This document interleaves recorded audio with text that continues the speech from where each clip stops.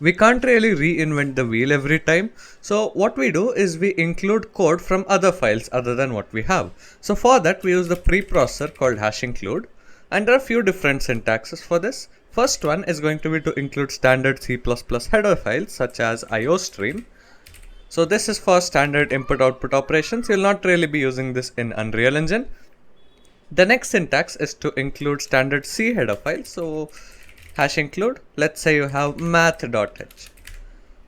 The problem with this is that for standard C header files, there's actually a better way to do it. So you can use the C++ syntax. So if you type in hash include cmath, this is a better way of including standard C header files.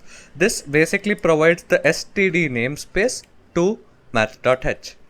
However, some files such as windows.h, let's say you have windows.h, so you'd still probably have to use this syntax. Finally, to include our own custom header files, we use double quotes.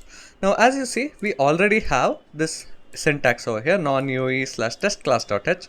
We'll be using a lot of this in the further videos, so I'll not really be going over this, but we just use double quotes to include custom header files or giving header files by their path. Say I want to include Unreal standard header files, you can head into the documentation, copy the include path and then just paste it in here.